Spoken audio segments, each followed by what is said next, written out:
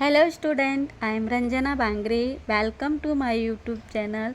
Student, today we will study the CG Set exam 2024 paper, first subject life science.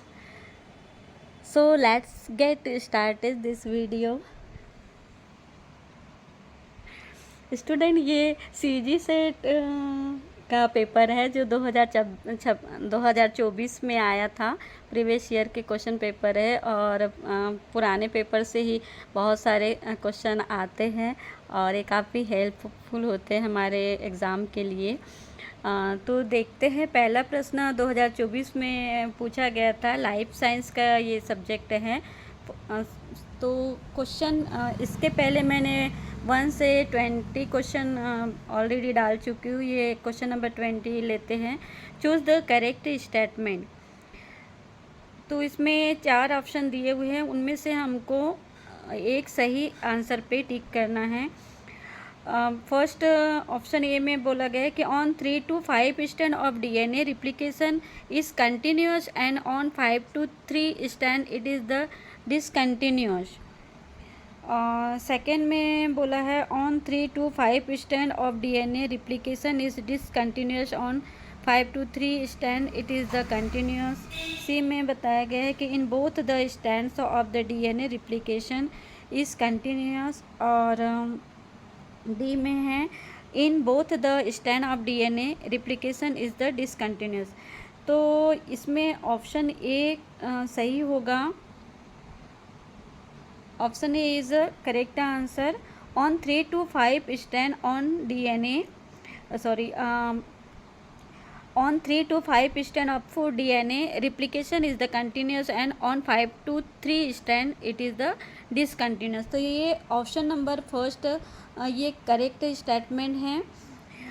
DNA जो होता है, DNA polymerase केवल 5 से 3 दिशा में नया DNA बनाता है, इसलिए 3 to 5 टेम्पलेट पर बनने वाला लीडिंग स्ट्रैंड लगातार कंटिन्यूस बनता है, जबकि 5 से 3 टेम्पलेट पर बनने वाला लैजिंग स्ट्रैंड छोटे छोटे ओकाजाई फ्रैगमेंट के रूप में बनता है, इसलिए यह डिसकंटिन्यूस होता है।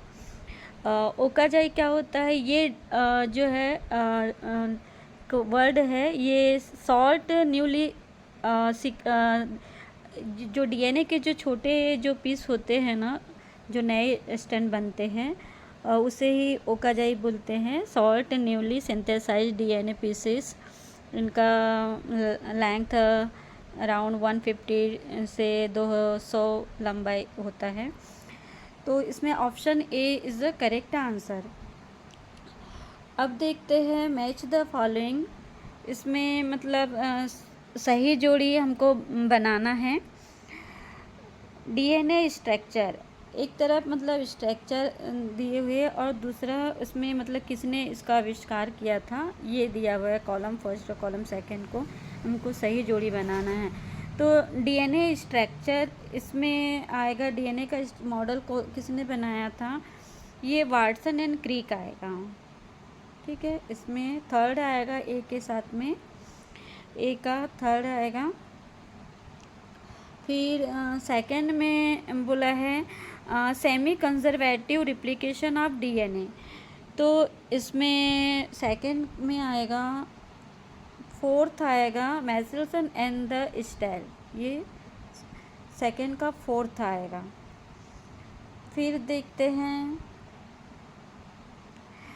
सी में पूछा गया 1 जीन 1 एंजाइम थ्योरी। तो 1 जीन 1 एंजाइम थ्योरी किसने दिया था? तो यह है Beadle and the Tatum, option second.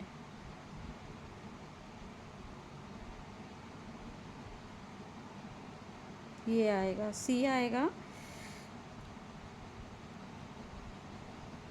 और लास्ट है DNA पॉलीमरेज, तो इसके साथ में आएगा फर्स्ट आएगा कॉम्बर्ग, ये डी आएगा।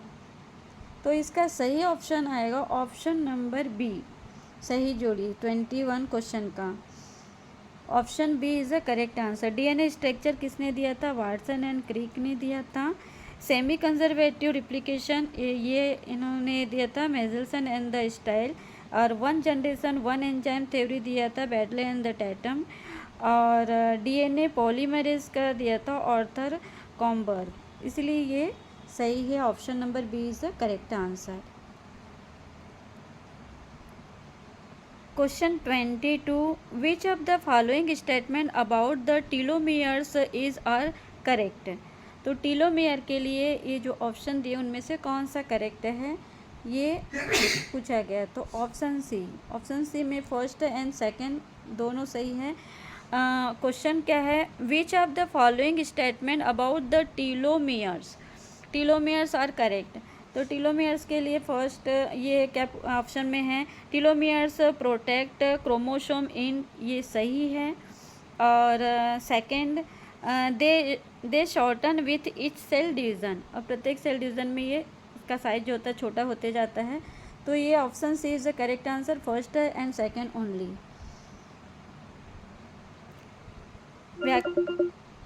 व्याख्या देखते हैं। टीलोमियर्स गुणसूत्रों के सिरों की रक्षा करते हैं। गुणसूत्र मतलब एक क्रोमोसोम। तो ये टीलोमियर्स जो होते हैं गुणसूत्र के सिरों की रक्षा करते हैं, और प्रत्येक कोशिका विभाजन के समय, है ना, सेल डिवीजन के समय ये छोटे हो जाते हैं और गुणसूत्रों को आपस में जुड़ने या फ्यूजन से रोकते हैं। गुणसूत्रों को आपस में जुड़ने नहीं देते, फ्यूजन होने से रोकते हैं। इसलिए कथन थर्ड सही, ये गलत आएगा, बाकी सब सही है। ठीक है। Question 23, which one is not the basic unit of the genetic code. तो जेनेटिक कोड का बेसिक यूनिट कौन सा नहीं है ये पूछा है। ऑप्शन ए में दिया है कोडान, फिर बी है एंटी कोडान, सी है ट्रिपलेट, और डी है न्यूक्लियोटाइड सीक्वेंस। तो बी सही आएगा, एंटी कोडान। ठीक है। Which one is not the basic unit of the genetic code. तो जेनेटिक कोड का बेसिक यूनिट इनमें से कौन सा नहीं है, तो anticodon, option B. Genetic code की मूल इकाई क्या होती है, कोडान या ट्रिपलेट होती है। एंटी कोडान जो होता है ये tRNA पर पाया जाता है, इसलिए यह जेनेटिक कोड की मूल इकाई नहीं है। ठीक है, तो इसका सही उत्तर होगा कोडान। अगला देखते हैं question 24, which statement is correct about RNA polymerase. तो ये जो ऑप्शन दिए उनमें से RNA पॉलीमरेज के लिए कौन सा स्टेटमेंट सही है ये बोला है। तो option D, only statement first is correct. कैसे, ऑप्शन ए में दिया है कि RNA polymerase first synthesize the rRNA only, B RNA polymerase second synthesize tRNA, option C RNA polymerase third synthesize mRNA, और D only statement first is correct. तो which statement is correct about RNA polymerase. तो RNA polymerase के लिए ये आएगा RNA polymerase first synthesize rRNA only, option D is the correct answer.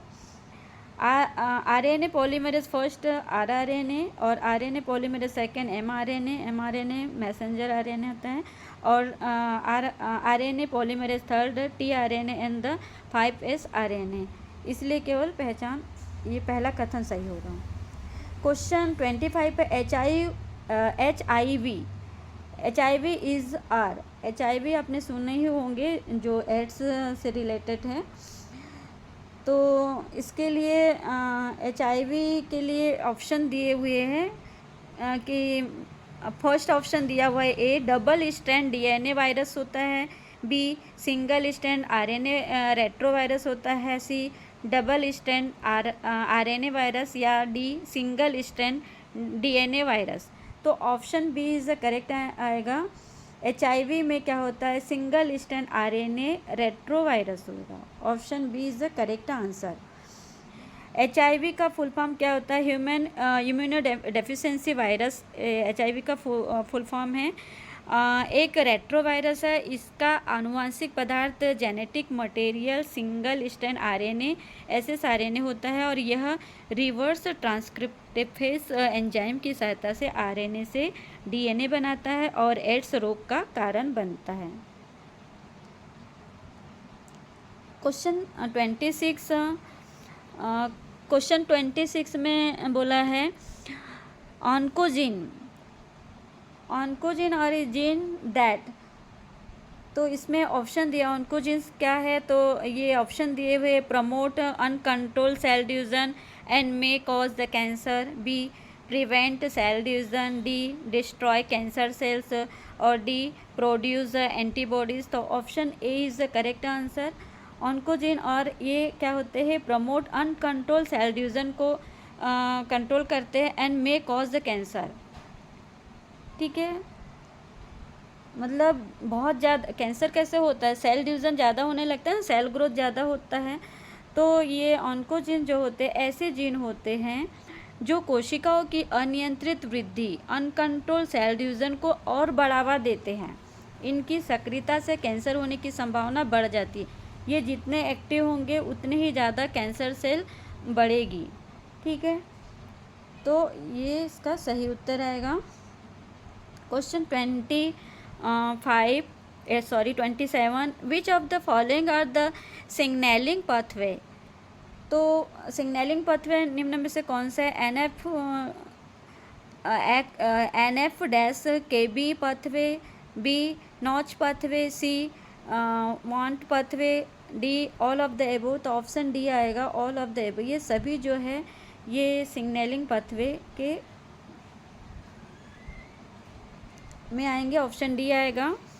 NF to KB notch तथा want WNT तीनों महत्वपूर्ण cell signalling pathway है। ये कोशिका की वृद्धि, विभेदन है ना, मतलब डिफरेंशिएशन और प्रतिरक्षा, इम्यूनिटी तथा विकास डेवलपमेंट को नियंत्रित करते हैं।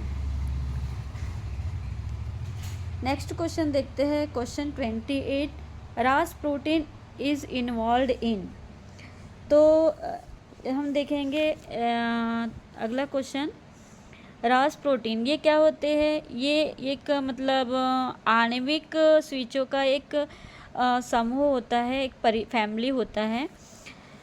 तो Ras protein is involved in, option A में दिया है कि DNA replication, option B protein synthesis, option C cell signalling from the receptor to nucleus और ऑप्शन डी दिया हुआ है लिपिड डाइजेशन। तो सही उत्तर आएगा ऑप्शन सी। ऑप्शन सी में क्या दिया हुआ है, ऑप्शन सी आएगा cell signalling from the receptor to nucleus, ये इसका सही उत्तर आएगा।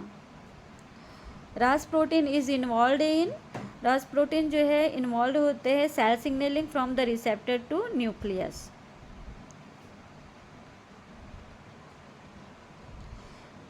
इसका व्याख्या देख लेते हैं। Ras protein is the G protein है जो सेल सिग्नलिंग पाथवे में कार्य करता है और यह कोशिका झिल्ली मतलब कोशिका झिल्ली मतलब सेल मेम्ब्रेन से प्राप्त संकेतों को न्यूक्लियस तक पहुंचाता है। सेल मेम्ब्रेन से जो भी संकेत मिलते हैं वो उसको न्यूक्लियस तक पहुंचाने का कार्य करता है तथा कोशिका की वृद्धि एवं विभाजन को ये नियंत्रित करता है।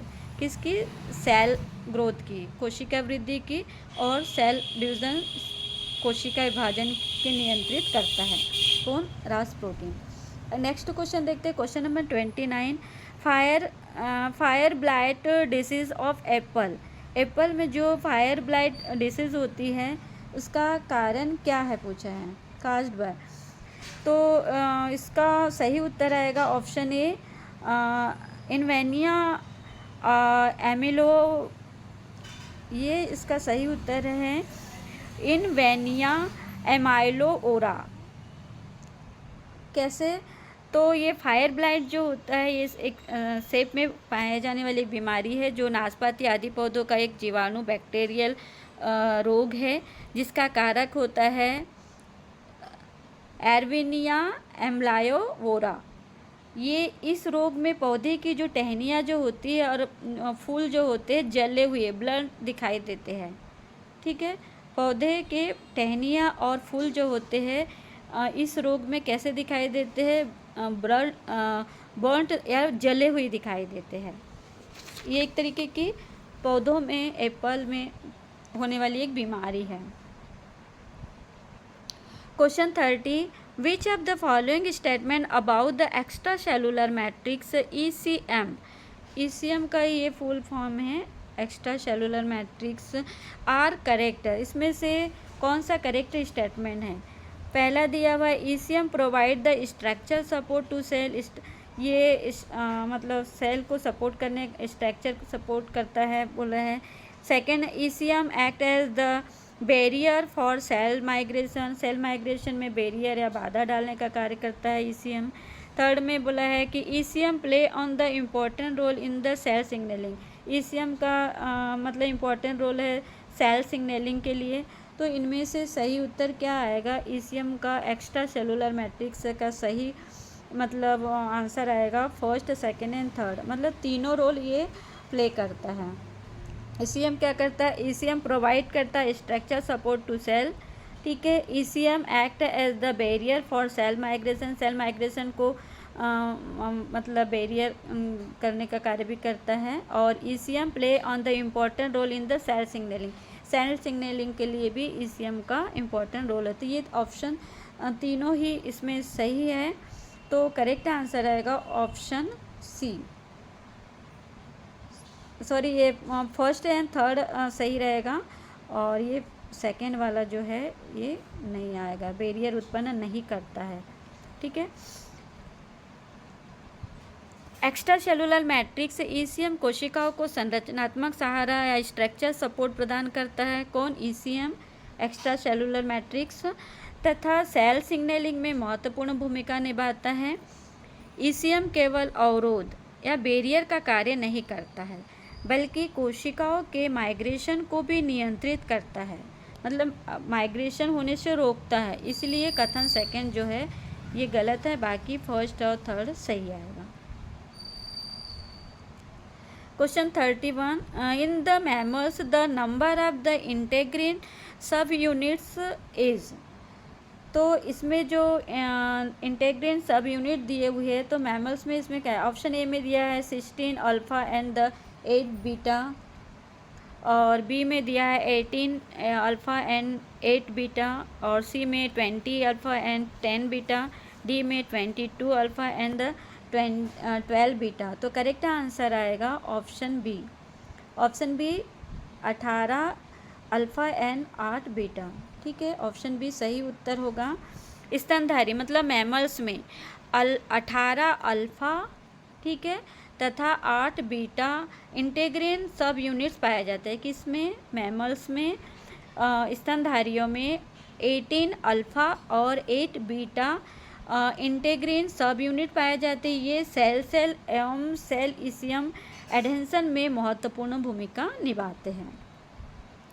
Question 32, T lymphocytes, T lymphocytes express which of the following surface markers। तो T lymphocytes express which of the following surface markers? CD3 and the CD28 only, CD3 and CD90, CD28 and the CD45, CD19 and the CD20, CD14 and only। इसमें से क्या आएगा ये पूछा है, तो इसमें सही उत्तर आएगा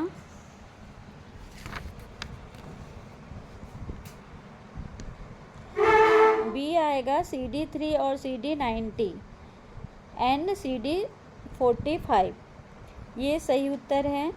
टी लिम्फोसाइट की सतह पर CD3, CD28, CD45 तथा CD90 जैसे सरफेस मार्कर्स पाए जाते हैं, जबकि CD19 एवं CD20 बी सेल्स के मार्कर है। तो ये इसमें जो बोला गया है ना CD28 क्या है, तो ये जो होते हैं ना CD9 ये टी सेल्स पर मौजूदा प्रमुख सतही एक मॉलिक्यूल्स होते हैं, अणु होते हैं। तो T lymphocytes express which of the following, इसमें टी लिम्फोसाइट्स के बारे में बोला है, तो इसमें ऑप्शन बी सही आएगा, CD3 और CD90, CD28 and the CD45, ठीक है। तो ये ये जो ये है ना, तो ये जो है CD3, CD90 ये टी सेल्स पर मौजूदा प्रमुख सरफेस मॉलिक्यूल्स होते हैं, अणु होते हैं। टी लिम्फोसाइट्स की सतह पर CD3, CD28, CD45, CD90 जैसे सरफेस मार्कर्स पाए जाते हैं, जबकि CD19 एंड CD20 और B सेल्स के मार्कर है। अगला क्वेश्चन देखते हैं, question 33। Acquisition of the fertilising capacity by sperm is called. तो ये क्या कहलाता है? ये कहलाएगा कैपेसाइटेशन। कैपेसाइटेशन कहलाएगा, ऑप्शन बी सही आएगा। शुक्राणु या स्पर्म जब महिला प्रजनन तंत्र में पहुंचकर निषेचन फर्टिलाइजेशन करने योग्य बनता है तो इस प्रक्रिया को कैपेसाइटेशंस कहते हैं। ठीक है, अगला क्वेश्चन देखेंगे, मैच द फॉलोइंग। इसमें सही जोड़ी है। इनवेजिनेशन दिया हुआ है, फिर बी में दिया हुआ है डिलेमिनेशन, फिर सी में दिया हुआ है इनवॉल्यूशन एंड डी में दिया हुआ है ऑर्गेनाइजर। कॉलम सेकंड में दिया हुआ है कॉर्डा मेसोडर्म, सेकंड में मास सेपरेशन, थर्ड में दिया है इनवार्ड रोटेशन और फोर्थ में दिया है इन सिंकिंग। तो इसका सही उत्तर आएगा ऑप्शन सी। सही उत्तर क्या आएगा? ऑप्शन सी आएगा।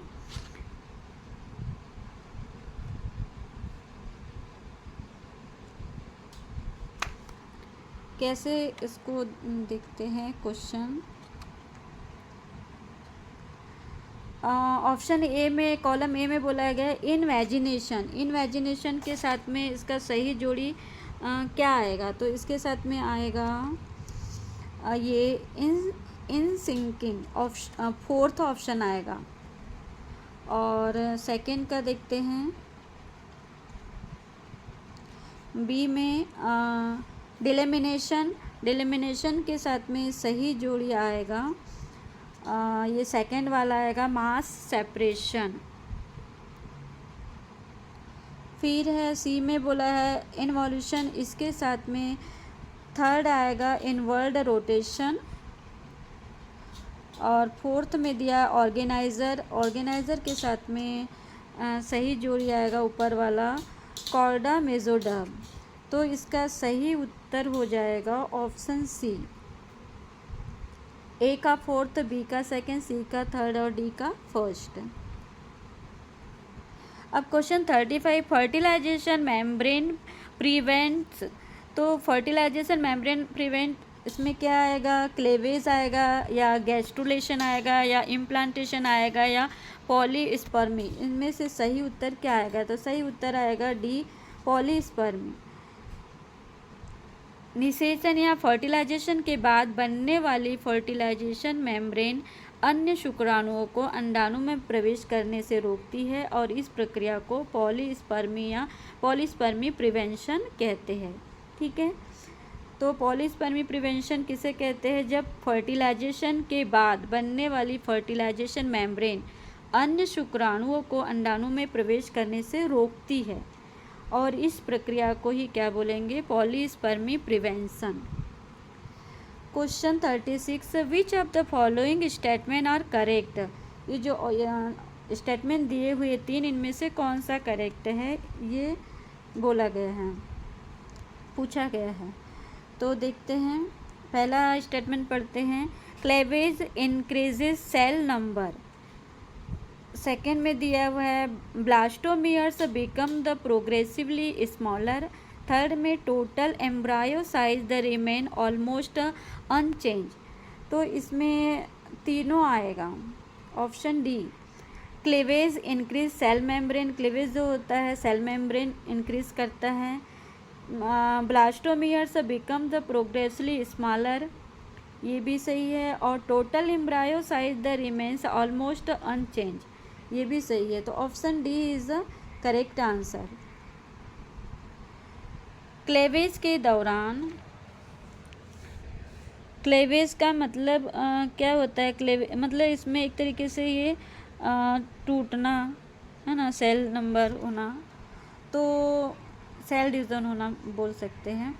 क्लेवेज के दौरान कोशिकाओं या ब्लास्टोमियर्स की संख्या बढ़ती है, मतलब ठीक है, प्रत्येक कोशिका का आकार छोटा होता है लेकिन पूरे भ्रूण एम्ब्रायो का आकार लगभग समान रहता है, इसलिए तीनों कथन सही है। Question 37, meridional cleavage occurs. तो मेरिडियनल क्लेवेज किस में पाया जाता है? तो option A is a correct answer, along the animal vegetal axis. B में बोला है कि perpendicular to the animal vegetal axis. C में parallel to the equator only, और डी नन ऑफ दिस। तो option A is the correct answer, meridional cleavage occurs along the animal vegetal axis. Meridional cleavage यह वह विभाजन है जो animal पोल से vegetal पोल तक होता है। अब देखेंगे मैच द फॉलोइंग। इसमें ऑप्शन सी सही आएगा।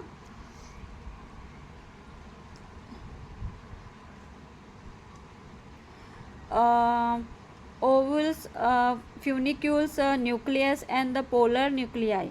तो इसके साथ में सही इसका करेक्ट या 4 ऑप्शन दिए, इसमें से सही आएगा सीड, एराइल, पेरिस्पर्म और एंडोस्पर्म। ऑप्शन सी सही रहेगा। ओवल्स क्या होता है? ये सीड के अंदर रहेंगे, है ना। फ्यूनिक्यूल्स एराइल है और न्यूक्लियस पेरिस्पर्म में, और पोलर न्यूक्लिया जो होता है एंडोस्पर्म, इसलिए सी ऑप्शन सही रहेगा। Question 39, program cell death PCD is also known as.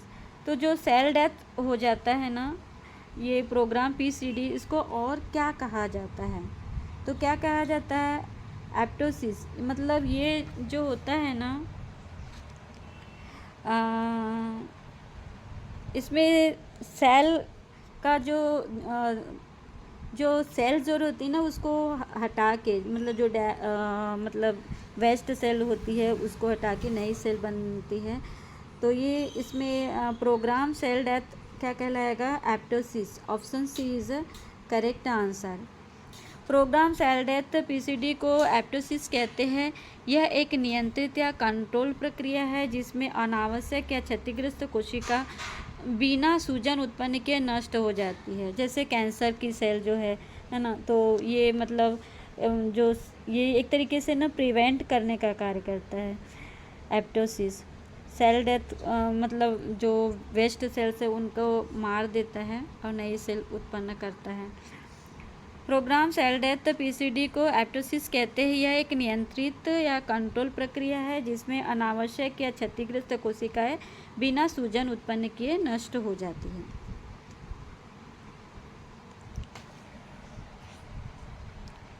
अब क्या है? क्वेश्चन है अगला, question 40, in hymenoptera sex determination is based on. तो हाइमेनोप्टेरा क्या होता है? ये एक तरीके से ना कीटों का एक बड़ा वैज्ञानिक वर्ग होता है। क्वेश्चन 40 में पूछा गया है कि in hymenoptera sex determination is based on. तो किस किस पे बेस्ड है ये हाइमेनोप्टेरा? ये बताइए ना कि ये कीटों का एक बड़ा वैज्ञानिक वर्ग होता है जिसमें जैसे चींटियाँ है, मधुमक्खियाँ है, ततैया, ये सब शामिल होते हैं। और हाइमेन का मतलब होता है ये एक ग्रीक वर्ड है। हाइमन मतलब होता है झिल्ली, और पटेरा मतलब होता है पंख, झिल्ली या पंखों वाला। तो ये इसमें आएगा in hymenoptera sex determination is based on the option B. इसमें सही आएगा हैप्लोडिप्लोइडी। क्या आएगा? हैप्लोडिप्लोइडी। हैप्लोडिप्लोइडी क्या होता है? ये एक लिंग निर्धारण प्रणाली होती है जिसमें बिना निषेचन के विकसित होने वाले जो अंडे होते हैं अगुणित या हैप्लॉयड नर बनते हैं, और जबकि जो निषेचित जो अंडे होते हैं ये द्विगुणित या डिप्लॉयड मादा बनते हैं। तो इसका सही उत्तर आएगा option B. In hymenoptera sex determination is based on the हैप्लोडिप्लोइडी।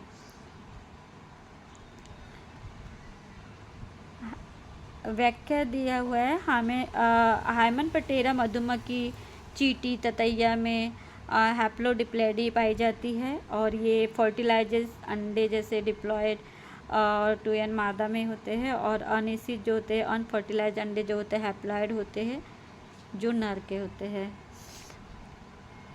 अगला क्वेश्चन देखते हैं। Question 41 which statement about the nitrate assimilation is correct. तो इसमें से जो ऑप्शन दिए हुए उसमें नाइट्रेट एसिमिलेशन के लिए कौन सा करेक्ट आएगा। तो पहले में ऑप्शन दिया है कि nitrate reductase is the present in the chloroplast, तो ये गलत है। बी है nitrite reductase is present in the plastid of the roots and the chloroplast of leaves, ये सही आएगा। किसके लिए? नाइट्रेट एसिमिलेशन के लिए। तो option B is the correct answer. Nitrite reductase पत्तियों के क्लोरोप्लास्ट तथा जड़ों के प्लास्टिड में पाई जाती है और यह नाइट्राइट मतलब NO2 को अमोनिया NH3 में बदलती है। ये NH3 अमोनिया है और ये नाइट्राइट है NO2 minus. Question 42 which of the correct sequence in the Krebs cycle. तो क्रेब्स साइकिल्स के लिए करेक्ट सीक्वेंस ऑप्शन सी सही आएगा। सक्सिनेट किस में कन्वर्ट होगा? ये सक्सिनेट टू ये फॉर्मेट फिर मैलेट फिर ऑक्जेलो एसीटेट। तो option C is the correct answer Krebs cycles के लिए। क्रेब्स साइकिल्स में क्रम इस प्रकार होता है। सक्सिनेट किस में कन्वर्ट होगा? फ्यूमेरेट में, फ्यूमेरेट फिर मैलेट में, मैलेट के बाद बनेगा oxaloacetate OAA। Question 43 auxin binding the protein first ABP1 is. Auxin ये ना प्लांट हार्मोन्स है ऑक्सिन, तो ऑक्सिन बाइंडिंग प्रोटीन फर्स्ट, तो इसका सही उत्तर आएगा option B. A22 KDA protein present as the monomer and the dimer. ABP1 या ऑक्सिन बाइंडिंग प्रोटीन 1 लगभग 22 KDA का प्रोटीन है जो मोनोमियर तथा डायमियर दोनों रूपों में पाया जाता है। ऑक्सिन हार्मोन्स के कार्य में सहायक होता है। ऑक्सिन जो होता है हार्मोन के कार्य में सहायक होता है। ये हार्मोन्स, ये प्लांट हार्मोन्स हैं। Question 44 biological strain is of how many types.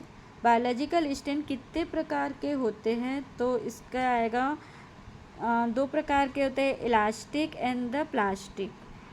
Option A is the correct answer. Biological strain 2 प्रकार के होते हैं, first elastic strain, second plastic strain. Question 45 में इसमें असर्शन दिया हुआ है और इसका असर्शन में बोला है कि प्लांट सेल मेंटेन टर्जिटी और रीज़न दिया है कि water enters plant cell by the osmosis. तो ये सही है इसका रीज़न। तो option C is the correct answer. A and R true and R is the correct explanation। Osmosis आपने सुना ही होगा, जल ऑस्मोसिस द्वारा कोशिका में प्रवेश करता है। पानी जो होता है ऑस्मोसिस प्रोसेस के द्वारा कोशिका में प्रवेश करता है पानी, है ना, और जिसमें जो सेल जो होती है टर्जिट हो जाती है, जिससे टर्जर प्रेशर बनता है और पौधों की कोशिकाएं या तने जो होते हैं टर्जिट हो जाते हैं। इसलिए असर्शन और रीज़न दोनों सही है और रीज़न असर्शन की सही व्याख्या करता है।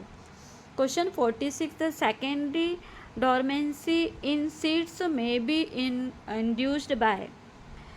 Secondary dormancy in seeds may be induced by, correct answer आएगा इसका ABA phenols and the terpenes. तो बीजों में सेकेंडरी डोरमेंसी उत्पन्न करने में एब्सिसिक एसिड ABA का फुल फॉर्म है abscisic acid and the phenols तथा टर्पेनस तीनों की मुख्य भूमिका होती है। ठीक है। Question 47 proton potassium exchange hypothesis the explain correct answer आएगा इसमें stomatal opening and the closing. जो पत्तियों में जो स्टोमेटा होते हैं ना, तो उसको क्लोज करने का और ओपन करने का कार्य करता है। तो क्वेश्चन 47 है, proton potassium exchange hypothesis explain. Correct answer आएगा इसका stomatal opening and the closing.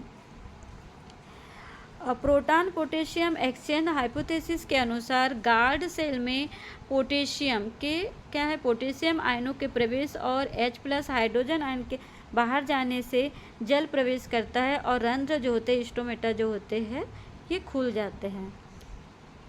तो पत्तियों की सतह पर स्टोमेटा या छिद्र पाए जाते हैं। और ये जो प्रोटॉन पोटेशियम एक्सचेंज हाइपोथेसिस के कारण ये जो गार्ड सेल्स में पोटेशियम के आयनों के प्रवेश और H+ आयनों के बाहर जाने से, मतलब पोटेशियम आयन अंदर जाएगा और हाइड्रोजन आयन बाहर जाएगा, और उसकी वजह से ही जल प्रवेश होता है और जो स्टोमेटा जो होते हैं ये खुलते हैं। नेक्स्ट क्वेश्चन देखते हैं, question 48, the first stable product in CAM plant is. Correct answer आएगा मैलिक एसिड। CAM पौधों में रात के समय CO2 का स्थिरीकरण होकर मैलिक एसिड बनता है। ठीक है, CO2 मतलब कार्बन डाइऑक्साइड गैस का स्थिरीकरण होता है और मैलिक एसिड बनता है जो वैक्यूल में संग्रहित रहता है।